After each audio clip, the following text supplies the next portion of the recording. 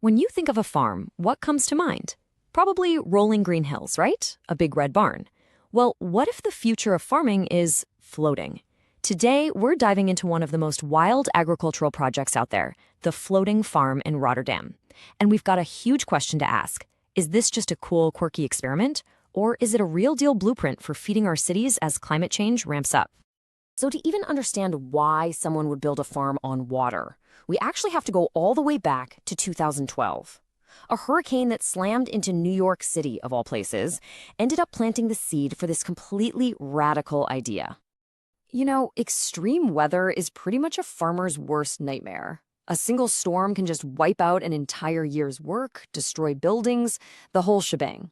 But as one Dutch engineer saw with his own eyes, that chaos can break something even more fundamental, the flow of food into a major city.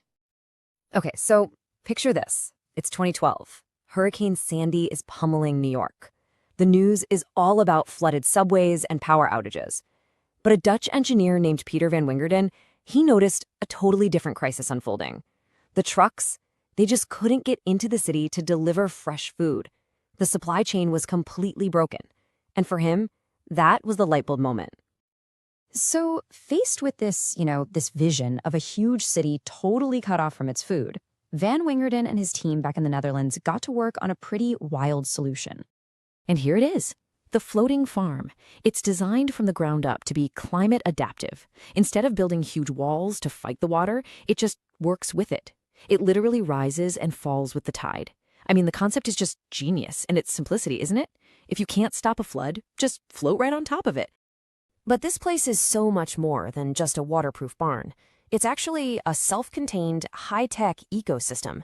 And it's all built on this idea of a circular economy. So let's peek under the hood and see how this thing actually works. Okay, so get this, because this is the absolute heart of the farm's philosophy. A whopping 80% of what the cows eat isn't traditional feed at all. It's what we call waste from the city of Rotterdam. We're talking spent grains from local breweries, even grass clippings from city parks and golf courses. They're literally turning the city's leftovers into fresh milk. And it all comes together in this really beautiful circular process. The city's waste feeds the cows. The cows make fresh milk for the people in the city. And get this, even their manure is collected and processed into fertilizer for the city's own parks and gardens. It's a completely closed loop designed to cut down on waste and transportation. It's brilliant.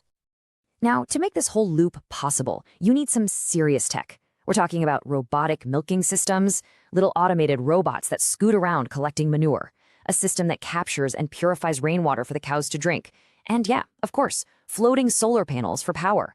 The entire platform is engineered to be almost completely self-sufficient. I absolutely love this quote from the founder. It just nails the whole vision. He doesn't just see a cow, right? He sees the best biomass upcycling device. Basically, a super efficient biological machine that turns stuff we'd normally just throw away into high-quality food. And this is the end product, fresh dairy produced and sold right there on the water. Now look, this isn't the cheap milk you find at the grocery store. They're not trying to compete on price. What they're selling is freshness, sustainability, and this incredible story of truly local, circular food. But, selling yogurt and milk is really only part of the mission here. The people who created this have a much, much bigger vision for what this project really represents.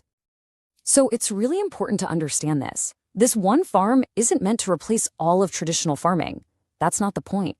It's an experiment. It's a proof of concept to show what's actually possible. It's also a powerful educational tool, connecting people in the city back to where their food comes from. And with all its cool tech, it's hoping to attract a whole new generation to the world of farming. Okay, so a high-tech floating farm sounds amazing, right? But it's not all smooth sailing. Let's get real for a minute and look at some of the major hurdles this whole idea is up against.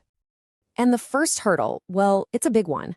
The startup cost was about 2.6 million euros. That's around $3 million US dollars.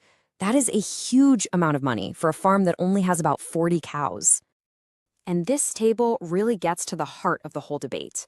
On one side, you've got this incredible promise of climate resilience and a sustainable circular economy. But on the other hand, you've got these staggering costs. You've got high energy needs for stuff like turning salt water fresh, and a whole web of city regulations to deal with. It all leads to the biggest question of all.